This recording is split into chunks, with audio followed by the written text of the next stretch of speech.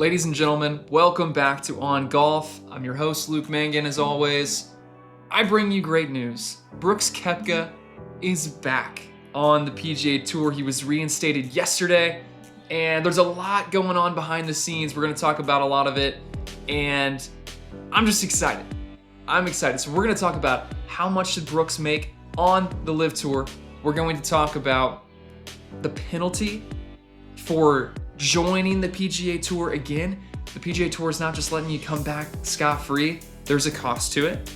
We're going to talk about, we're going to dive into some of those penalties, the equity that Brooks is not going to get to participate in. There's a player equity program that the PGA Tour put in place in 2024. We're going to talk about that because they're giving players a ton of money.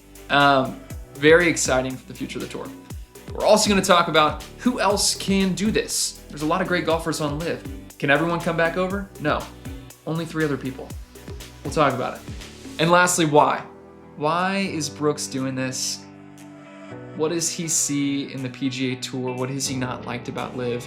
We're going to talk about all of this. So let's get into it. Super excited. Come on. Number 1. How much money did Brooks Koepka make while he was on the LIV Tour? We've got some ballparks.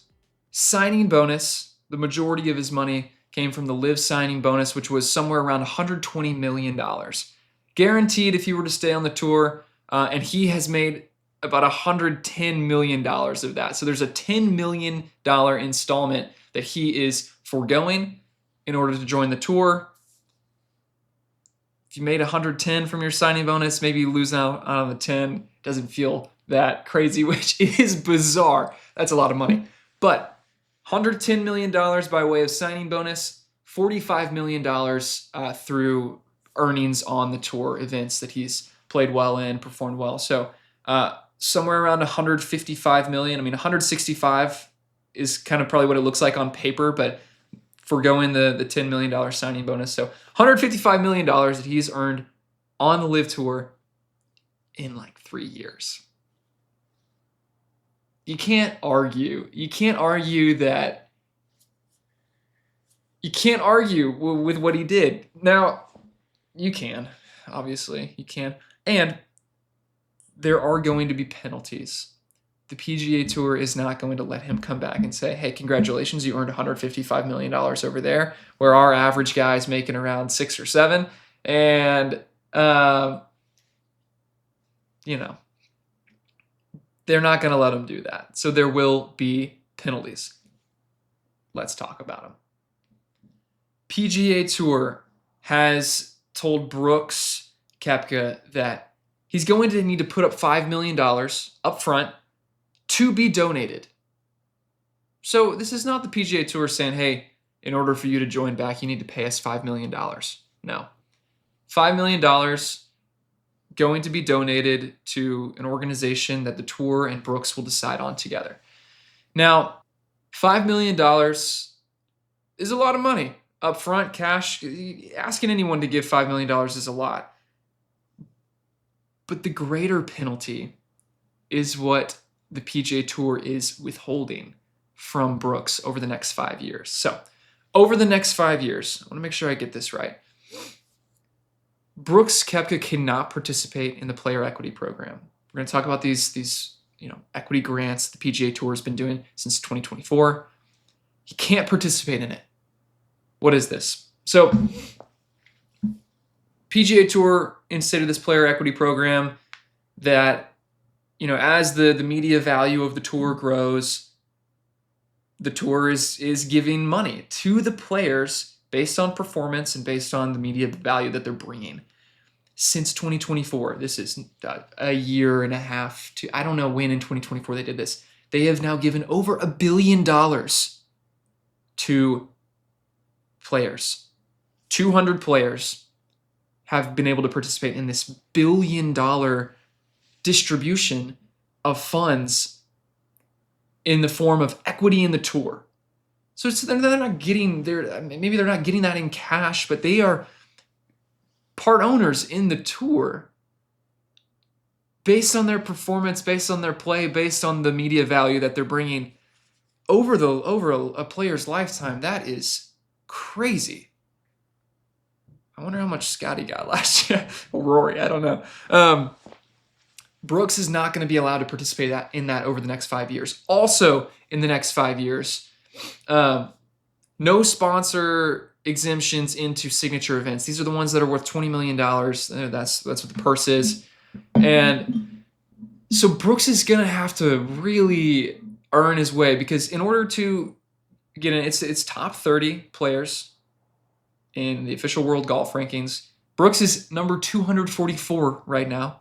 So he's not going to get in with that. But also, if you win a PGA Tour event, you're automatically in to the rest of them. You get exempt. And so that's probably his easiest way back in. Go win an event. Another way that he could get back in to these signature events to qualify is to be in this year's top 10 in the FedEx Cup standings. So everyone, I think that was in the top 30 of the FedEx Cup standings in the previous year, gets to get in. Could be 50. I need to fact check that. But if you were not in that top 30 in the FedEx Cup rankings last year, you don't automatically qualify. But if you're in the top 10 of this year's standings, you can qualify. So Brooks is not going to get in there by becoming top 30 in the official world golf rankings. I don't think it would take. Well, realistically, it would take him winning several tournaments. And if you win a tournament on the tour, boom, you qualify for the rest of the signature events. So that's going to be his way to make back some of this money. He's not just going to get in for free. So signature events is a big one. No FedEx Cup bonus money. These are the big ones at the end of the year. I'd be curious to see, because I imagine he can play his way into that top 70, top 50, top 30. But then I guess maybe he doesn't get the bonus at the end. So all in all, PGA Tour estimates that Brooks is, with the next 5 years, being penalized with no equity, probably no signature events in the first year unless he wins an event. Very possible. No FedEx Cup bonuses. Estimating somewhere between $55 and $90 million over the span of 5 years that he is leaving on the table. That is a penalty. He can go earn money on the tour, great. But all these other players that have been on the tour for a while, they're going to be making a good bit more money, even if they're not performing as well. And so Brooks had to make that call. Brooks had to say, okay, I want to join the tour again. I'm probably saying farewell to, not saying farewell. You have to say, I'm okay with not earning upwards of $90 million that I probably could earn over the next 5 years. And he says, that's okay. I'm going to do it. So there's a lot there. Covered a little bit about the player equity program. Again, as the tour's value increases, they're distributing money to the players, which is a new program and obviously a huge incentive for these guys to perform well. And guys over at LIV who made a ton of money up front, they're probably like, man, the money seems like over time, thinking long term, maybe the PGA Tour has figured out a way to really compensate us. And obviously the LIV Tour it's not for everyone, but some people really benefited from it. They got to play less golf. They got to make more money. They could retire early. Whatever.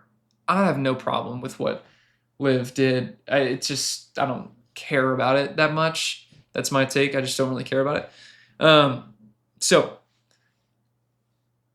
let's go to who else can do this. Who else can join the PGA Tour? Jon Rahm, Bryson DeChambeau, Cameron Smith. Why just these 3 guys? So the rules are this. You have to have won a major or the Players' Championship, which is strange that they included that because none of these 3 guys did. They say they're not doing this to set some sort of precedence, but to include the Players kind of makes you think, oh, let's put this in there in case this does kind of set a precedence for the future. Then we can include a couple of these other guys that won the Players but never won a major. They say it's not for precedence. If they said it's not for precedence, they would have just said, you have to have won a major since 2022. That would bring these guys in. You also could not have left the PGA Tour within the last 2 years. So these are guys who have been on the LIV Tour for more than 2 years, part of that early wave, but they're still top of their game. They still won a major at some point since 2022. And I just think it's crazy. I think it's crazy that you can create this criteria. I mean, you're creating this criteria that leaves guys like Dustin Johnson off, Tyrrell Hatton off, Patrick Reed off, whatever. Phil Mickelson off, a legacy guy, probably not going to come in and win PGA Tour events, but, did a lot for the tour early on. Phil's doing fine. Phil's having so much fun playing golf and YouTube, whatever. I love Phil. I think he's great. So there are some big time guys that they're like, no, not going to be a part of it. Not going to be a part of it. We'll take Rahm. We'll take DeChambeau. We'll take Cam Smith. That's it. And the reason I think this is cool is because it's showing us that LIV has lost the leverage. PGA Tour has regained it. I don't think they ever didn't have the high ground on this, but they're proving that they're the better long-term play. The PGA Tour is the better long-term play, and they're finding ways to monetize or to pay and create future earning potential for these players that is super attractive. That they weren't really competing with LIV when LIV's like, hey, we're going to pay you $100 million, and PGA Tour is like, I mean, if you win a tournament, you get like $2 million. Now it's like if you win a tournament, you get 3.5, you get 4. You win the FedEx Cup, you get 10. So you're earning more for play on the PGA Tour than you used to be. You're not earning as much as you would on LIV. But with the equity program, there are ways to take a stake in the PGA Tour to help these players make a lot of money. And I think ultimately, the reason that Brooks did this is because he sees that the PGA Tour is headed in the right direction. Changes they're making, ways they're compensating their players, the viewership is up, people are interested in golf, and when new people are interested in golf, they thought they were going to go to LIV because it's young and it's fun and it's loud, whatever. PGA Tour has reigned supreme, and Brooks is like, I've still got some great years of golf left.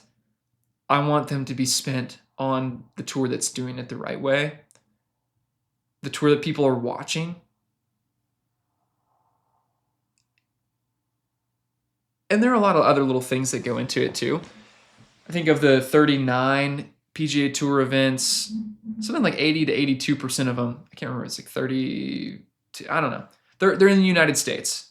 Whereas, yes, on the LIV Tour, you play not even half the number of tournaments, but over half of those tournaments are outside of the United States.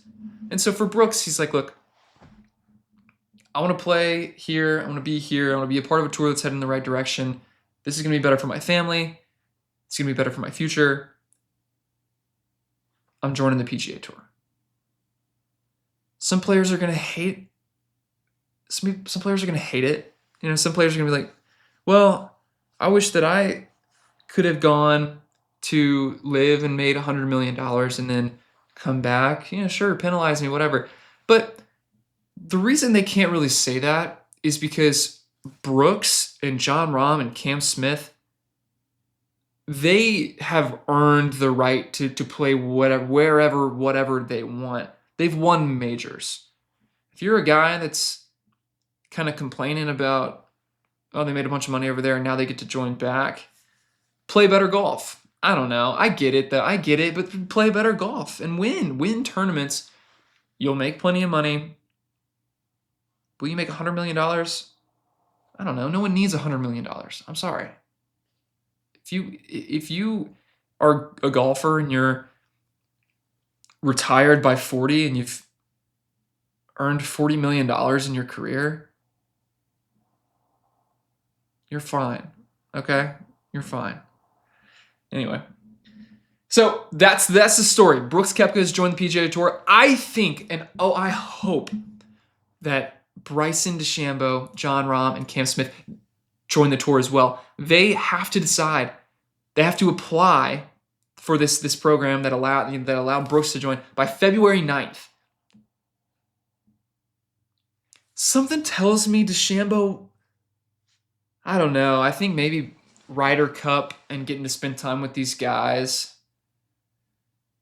I would really hope DeChambeau joins the tour. And Rahm the same. I mean, I could see Cam Smith saying, I'll just be the guy over here. But it just seems like the grass is greener on the PGA Tour. And what's happening over at LIV is just not good. I don't know too much. I don't. And I've watched LIV, and it's fun. I enjoy it. It's entertaining because I just love watching golf.